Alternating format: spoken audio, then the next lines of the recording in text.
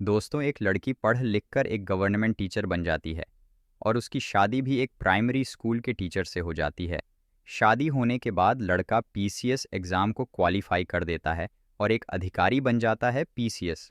अधिकारी बनने के बाद वह लड़का अपनी पत्नी से कहता है कि तुम अब अपनी गवर्नमेंट टीचर की जॉब से रिज़ाइन कर दो और घर पर रहो और घर रहकर मेरी सेवा करो, क्योंकि हमारे पास अब पैसे की कोई कमी नहीं है। लेकिन लड़की इस बात से राज़ी नहीं थी और दोनों के बीच मनमुटाव बढ़ जाता है।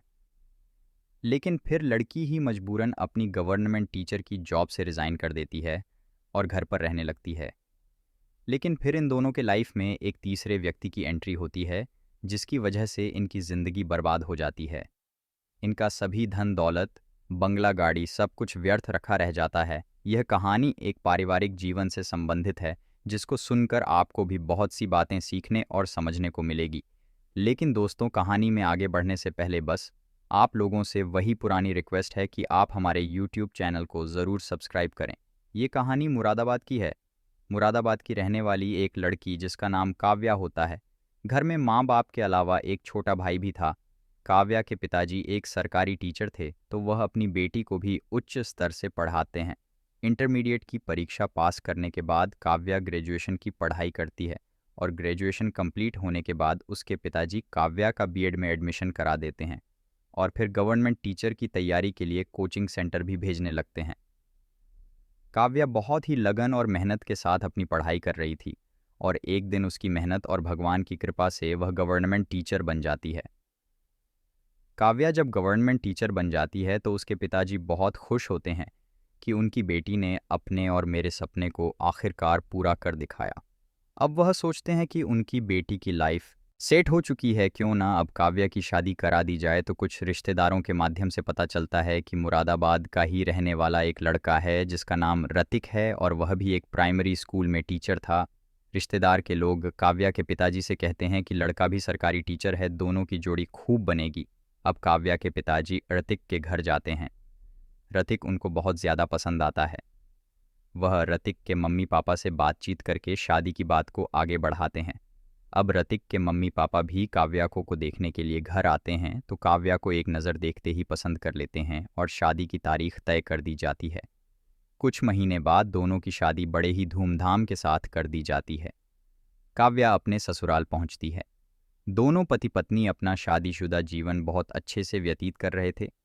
ऋतिक प्राइमरी स्कूल में पढ़ाने के साथ साथ ही पीसीएस एग्ज़ाम की तैयारी भी कर रहा था।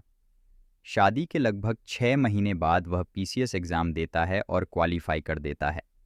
अब सरकारी टीचर से एक पीसीएस अधिकारी बन जाता है। सरकार की तरफ से एक बड़ी 4 पहिया गाड़ी और एक सरकारी ड्राइवर भी दिया जाता है। पैसा भी वह अब खूब बटोरने लगा था। पैसों की अब कोई कमी नहीं थी। तो एक दिन आर्थिक सोचता है कि पैसा तो मैं खूब कमा रहा हूँ, लेकिन अपनी फैमिली को टाइम नहीं दे पा रहा हूँ, क्योंकि काव्या भी सुबह सवेरा ही अपने स्कूल पढ़ाने के लिए चली जाती थी और ऋतिक अपनी ड्यूटी के लिए चला जाता था। दोनों ही अपने अपने जीवन में बहुत ज़्यादा व्यस्त थे और एक दूसरे को बहुत कम ही समय दे पाते थे। तो एक दिन अचानक ऋतिक काव्या से कहता है कि काव्या, तुम अब यह अपनी नौकरी को छोड़ दो और घर पर ही रहो, क्योंकि तुम नौकरी करके सिर्फ पैसा ही कमा रही हो और अब मेरे पास पैसा बहुत अधिक है। तुम्हें अब नौकरी करने की आवश्यकता नहीं है, बस घर पर रहकर मेरी सेवा करो। काव्या यह बात सुनती है तो बहुत गुस्सा हो जाती है। वह कहती है कि मैंने यह नौकरी अपनी मेहनत से हासिल की है और सिर्फ पैसों के लिए मैं यह नौकरी नहीं करती हूँ।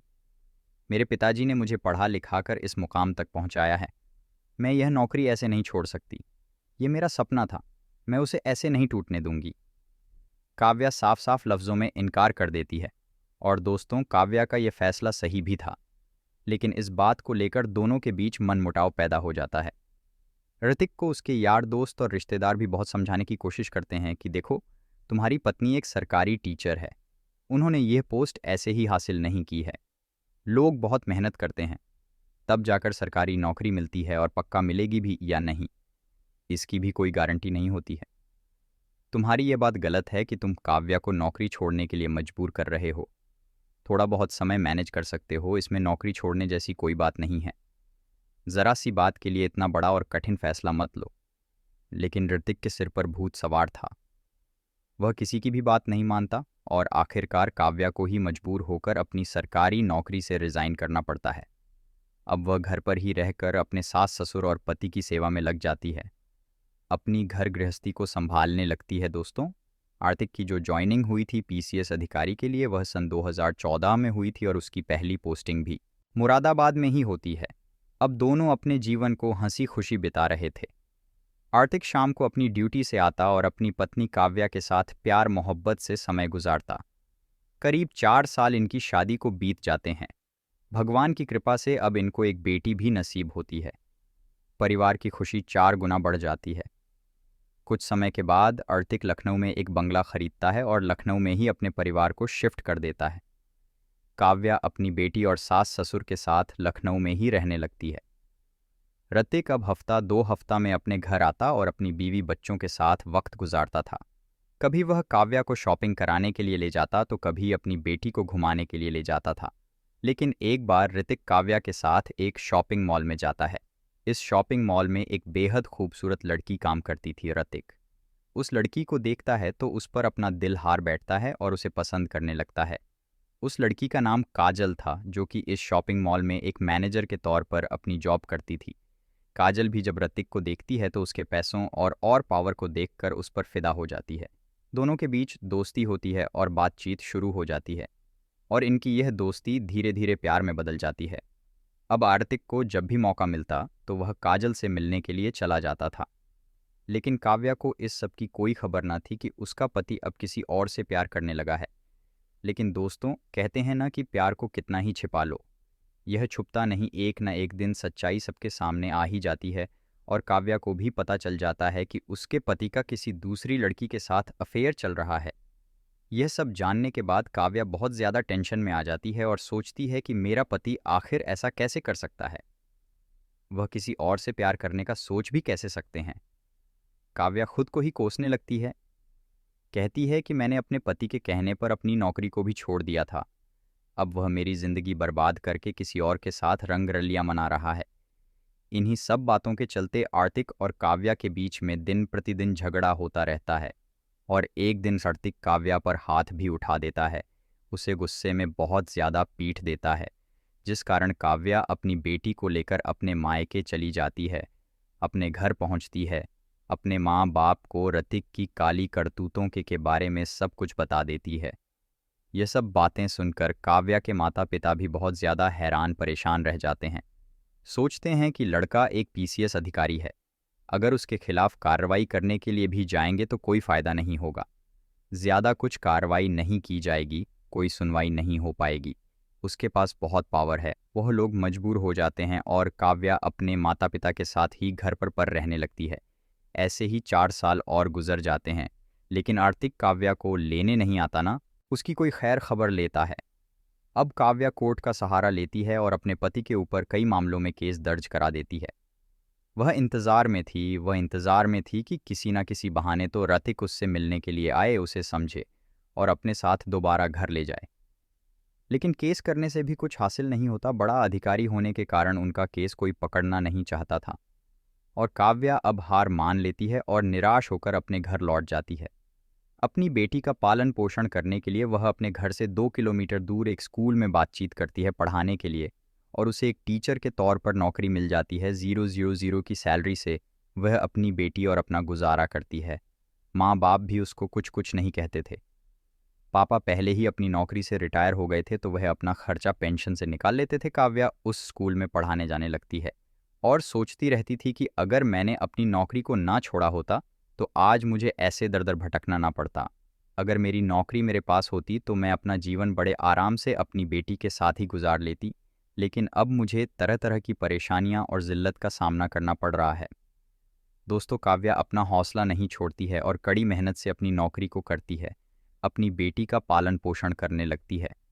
समय ऐसे ही गुजरता गया दोस्तों। जनवरी का महीना था, सन 2024 में ऋतिक के दोस्त की शादी थी और ऋतिक अपने दोस्त की शादी को अटेंड करने के लिए अपनी सरकारी गाड़ी से पहुंचता है। शादी में शामिल होने के बाद खाना वगैरह खाता है और वापस अपने घर जाने के लिए निकलने लगता है। लेकिन उसका दोस्त कहता है कि यार ऋतिक, सर्दी के दिन है, सड़कों पर कोहरा छाया हुआ है, इतनी रात को लौटना ठीक नहीं है। तू सुबह सवेरे घर चले जाना दोस्तों। ऋतिक भी सोचता है कि यह ठीक ही कह रहा है। ऋतिक को भी शादी समारोह में बहुत ज़्यादा मान सम्मान दिया जा रहा था क्योंकि वह एक सरकारी अधिकारी जो था। जल्दी जल्दी उसके लेटने के लिए बिस्तर तैयार किया जाता है, लेकिन ऋतिक कहता है कि मैं अब यहाँ रुक ही गया हूँ तो आज रात सोऊंगा नहीं। कुर्सी पर बैठकर अपने दोस्त की शादी को देखूंगा। सामने मंडप सजा हुआ था। पंडित जी मंत्र पढ़ रहे थे और ऋतिक का दोस्त अब फेरे ले रहा था। तो पंडित जी कहते हैं कि तुम दोनों पति पत्नी को 7 जन्मों तक एक दूसरे के साथ रहना है और सभी सुख दुख में एक दूसरे का साथ निभाना है। तभी सिंदूर होता है और दूल्हा अपने दुल्हन की मांग में सिंदूर भर देता है। शादी का प्रोग्राम अपने रीति रिवाज के साथ चल रहा था और ऋतिक कुर्सी पर बैठे यह सारा कार्यक्रम अपनी आंखों से देखे जा रहा था और अब वह अपनी शादी को भी याद करने लगता है। ऋतिक को अब अपनी पत्नी काव्या की बहुत ज़्यादा याद आने लगती है। ऋतिक की आंखें नम हो चुकी थीं, लेकिन आंसू नहीं निकल रहे थे। वह अंदर ही अंदर बहुत ज़्यादा रो रहा था। काव्या की याद में वो सोचने लगता है कि मेरी पत्नी अब किस हालत में होगी, मेरी छोटी बच्ची कैसी होगी, वो लोग कैसे अपना जीवन गुजार रहे होंगे। मैंने अपनी ज़िंदगी में बहुत बड़ी गलती कर दी है। अपने दोस्त की शादी को देखकर उसे अपने बीते लम्हों की याद आने लगती है और फिर वह अपने आप को रोने से रोक नहीं पाता। सभी के सामने फूट फूट कर रोने लगता है। तो कुछ लोग उससे पूछने की हिम्मत करते हैं कि सर आपको क्या हुआ है, आप ऐसे क्यों रो रहे हो। तो कुछ लोग समझ जाते हैं। वह जानते थे कि इनकी पत्नी इनके साथ नहीं रहती है और वह मुंह पर ही बोलने से नहीं कतराते हैं कि शायद इनको अपनी पत्नी की याद आ गई है, इसलिए यह आज फूट फूट कर रो रहे हैं। यह बात तो सच ही थी कि ऋतिक की पत्नी उसके साथ नहीं रहती थी और उसे याद करते हुए ही आज अपनी की गई गलतियों पर उसे रोना आ गया था। पूरी रात ऐसे ही गुजर जाती है। सुबह होते ही ऋतिक अपने ड्राइवर से कहता है कि आज मैं ड्यूटी नहीं जाऊंगा, तुम गाड़ी को मेरी ससुराल ले चलो, मुझे अपने बीवी बच्चों से मिलना है। अब ड्राइवर गाड़ी को काव्या के गांव की तरफ लेकर जाने लगता है। जैसे ही गाड़ी काव्या के गांव के नज़दीक आती है तो आर्तिक को काव्या सड़क पर ही अपनी बेटी के साथ पैदल जाते हुए दिखाई दे जाती है, क्योंकि काव्या रोज़ाना ही स्कूल पढ़ाने के लिए पैदल जाती थी और अपनी बेटी का एडमिशन भी इसी स्कूल में करा रखा था। स्कूल घर से सिर्फ 2 किमी दूर ही था, तो ऐसे ही आया जाया करती थी। ऋतिक काव्या को देख लेता है तो गाड़ी को साइड में लगवाता है और उत्तरक काव्या के पास जाता है। अपनी बेटी को देखता है तो उसकी आंखों में आंसू आ जाते हैं। बेटी भी अपने पापा को पहचान लेती है क्योंकि उसने अपने पापा को पहले भी अपनी मम्मी के फ़ोन में फ़ोटो देख रहा था। वह करीब 8 साल की हो चुकी थी तो जल्दी ही पहचान जाती है, लेकिन जैसे ही आर्तिक अपनी बेटी के हाथ को छूने की कोशिश करता है तो उसकी बेटी अपनी माँ के पीछे छिप जाती है, क्योंकि वह जानती थी कि उसके डैडी अच्छे इंसान नहीं हैं। मेरी माँ को अकेला छोड़ दिया था और मुझे भी पापा का प्यार ना दे सके। यह सब बातें उसकी माँ ने उसे समझाई हुई थीं। तो अब काव्या कहती है कि अपना रोने का ढोंग हमारे सामने मत रचो, यहाँ किस लिए आए हो। तो ऋतिक कहता है कि मुझे माफ़ कर दो काव्या, मैं तुम्हारे बिना नहीं रह सकता हूँ। तो काव्या गुस्से में कहती है कि तुम्हें मेरी क्या ज़रूरत आन पड़ी है, जो यहाँ चले आए हो। तुम्हारे पास तो सब कुछ है, धन दौलत बंगला गाड़ी और एक प्यार करने वाली प्रेमिका भी, मेरी क्या ज़रूरत है। 6 साल बाद तुम्हें आज ये बात पता चली है कि तुम मेरे बगैर नहीं रह सकते हो, जो तुम मुझे लेने के लिए चले आए हो। आर्तिक चुपचाप खड़ा सभी बातें सुनता रहता है, लेकिन काव्या को कोई जवाब नहीं दे पाता। फिर थोड़ी देर के बाद कहता है कि तुम मुझे कितना ही बुरा भला कह दो, लेकिन मैं आज तुम्हें यहाँ से अपने साथ लेकर ही जाऊँगा। तो काव्या कहती है कि तुम अपनी लाख कोशिश करने के बावजूद भी मुझे यहाँ से लेकर नहीं जा सकते। मैंने 4 साल तुम्हारा हर रोज़ इंतज़ार किया था, तुम्हें एक भी पल मेरी याद नहीं आई। मैंने जीवन को अपनी बेटी के साथ रहकर जीना सीख लिया है। हमें तुम्हारी झूठी हमदर्दी की कोई आवश्यकता नहीं है। मैं खुद से इस समाज में रहकर अपनी बेटी को पाल रही हूँ। तुम्हें अब हमारे जीवन में दखल अंदाजी करने की कोई ज़रूरत नहीं है। अब आप यहाँ से जा सकते हैं दोस्तों। इसके बाद आर्तिक वापस लौट जाता है। ऋतिक घर आकर बहुत ज़्यादा दुख होता है और ख़ुद को कोसता है, अपनी की गई गति पर पछतावा करता है। उसकी गर्लफ्रेंड भी उसे छोड़कर उसके पैसों को लेकर भाग गई थी। वह बिल्कुल अकेला रह जाता है दोस्तों। काव्या ने अपने पति को नहीं अपनाया और खुद ही अपने जीवन में संघर्ष किया, अपनी बेटी और खुद के जीवन को निखारा। क्या काव्या का यह फैसला सही था या गलत? उसे अपने पति को माफ़ करके उसके साथ वापस लौटना चाहिए था या नहीं, जो उसने लास्ट में आरतिक के साथ किया? क्या वह फैसला सही था या गलत? हमें कमेंट करके ज़रूर बताइए। तो यह थी आज की कहानी। आपको कैसी लगी हमें कमेंट कवर के आशय बताएं, और अगर कहानी आपको ज़रा भी पसंद आई हो तो हमारे चैनल को ज़रूर सब्सक्राइब करें। वीडियो को लाइक शेयर करना ना भूलें। कहानी सुनाकर मेरा उद्देश्य किसी की भावनाओं को ठेस पहुंचाना नहीं है, बस आपको सतर्क करना है, सावधान करना है। Thank you.